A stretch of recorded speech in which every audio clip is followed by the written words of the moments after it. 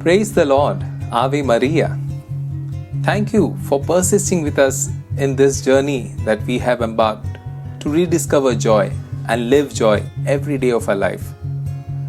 We have covered 4 of the 9 ways in which we can rediscover joy. We spoke about giving thanks, practicing silence, loving yourself as God loves us. And then yesterday we spoke about having fun. I got to hear a lot of feedback on having fun, and I thank God that it resonated with you. And I'm sure you will practice having fun and being the fun for people around you. Today we are going to take up a very interesting rule, and it's engage your body in the battle of joy.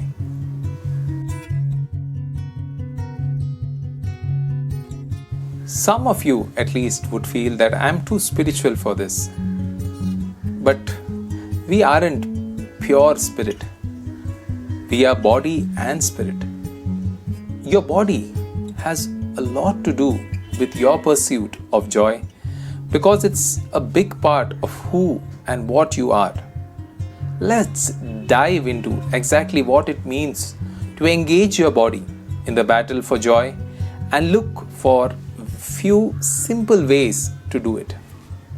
Change your position, change your disposition. Let me give you an instance to explain this to you. I picked up my little John from school the other day. He looked like a half deflated balloon. I asked, "What's wrong, honey?"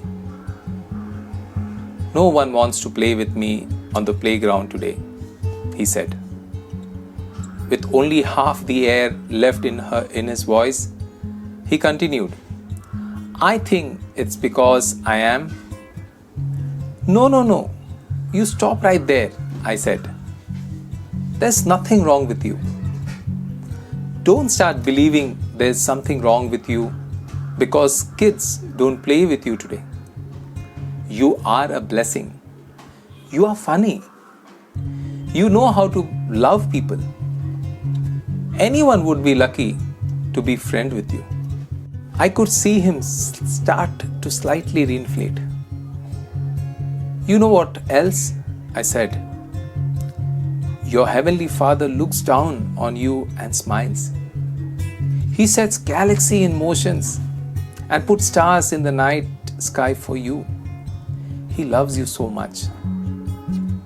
And your earthly father is the world's handsome man." He was 70% reinflated by that point, so I kept inflating.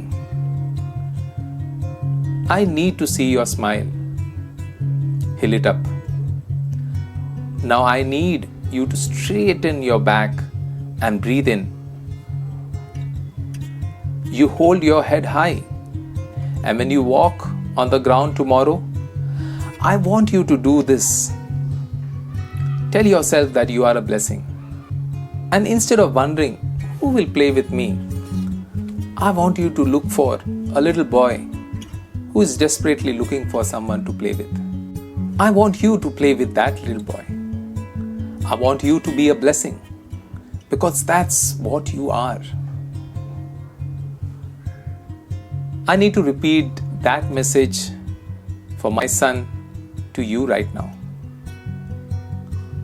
Every room you walk into, I want you to walk in like you're ready to bless people. Not like a small, timid creature hoping that no one would step on you. Walk like a thermostat. Yes, I know thermostat don't walk, and my analogies are lame. Bear with me.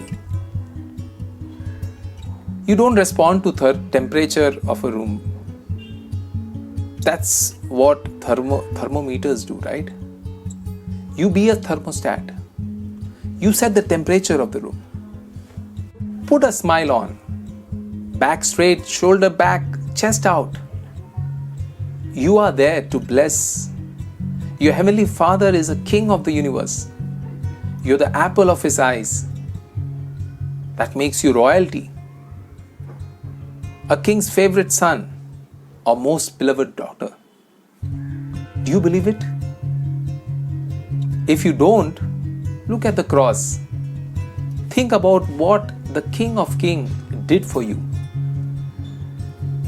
Then start informing your brain to tell to your body to carry yourself like you believe it. You need to stop being the passenger of your passing thoughts and moods, letting them drive you through life. Get in the driver's seat. Your mood shouldn't dictate how you carry yourself. This should be determined by how you want to feel. Because the way you carry yourself has the power to inform you how you think and feel. How about practicing what you want to feel?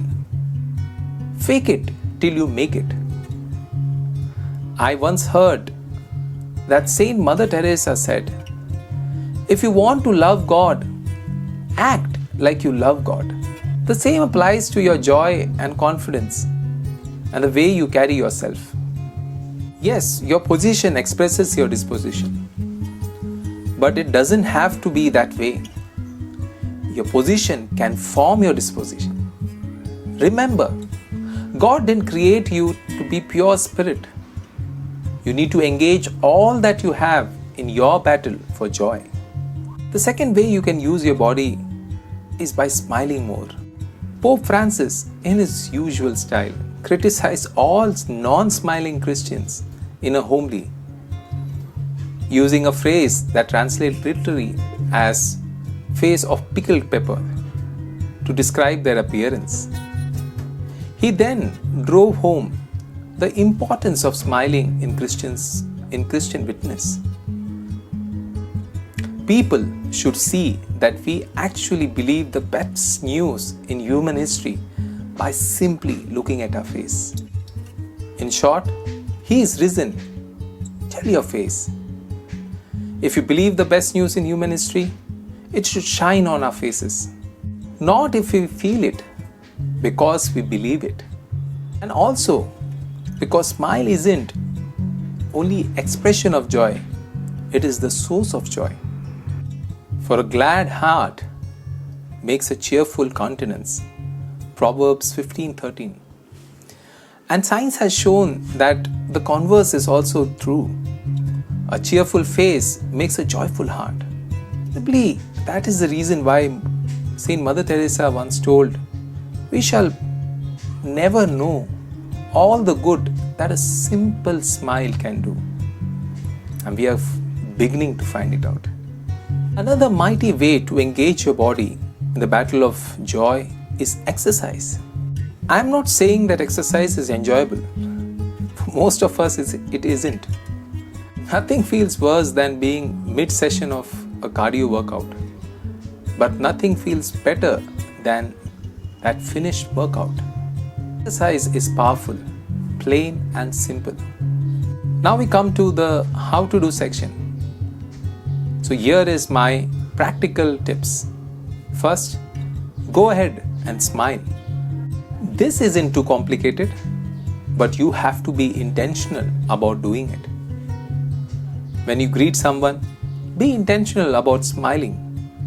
When you say a hello, when you see a face at the checkout in the grocery store, every time give a smile and say a hi. And smile at yourself too. In the mirror, literally. That practice has serious mood-changing power. I used to get an upset stomach before every talk I gave. That's a lot of time feeling sick. I no longer do. And it's not because I have gotten more used to public. It's because I have learned how to manage my own emotions. Before I speak publicly, I look in a mirror, breathe in, expand my chest and arms, and smile with a smile so huge that if you walk into the room, you might think I have lost my mind. And it's not because I feel that's joyful. It's because I want to. And more importantly, I want to communicate joy and lift people up. And it works every time. My feelings can shift like the gears of the car from fear of talking to a large crowd to excitement. I manage my feelings. They don't manage me.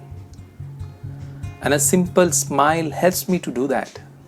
It will help you too. But you have to make a habit of doing that. The second practical tip I have for you is set when and where you plan to work out. When I say you should work out, you probably think, I know, I've been telling myself that for years. You're literally doing zero to help me right now.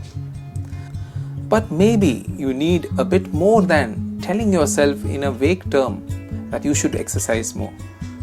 You need exercise and you know that. But if you want to do what you know you need to do, you need to write down when and where.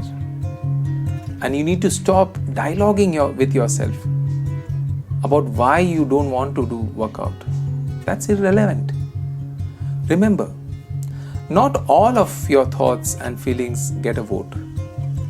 And don't complicate exercise. If you have no idea what to do, but you have written down workout on Monday 8 a.m.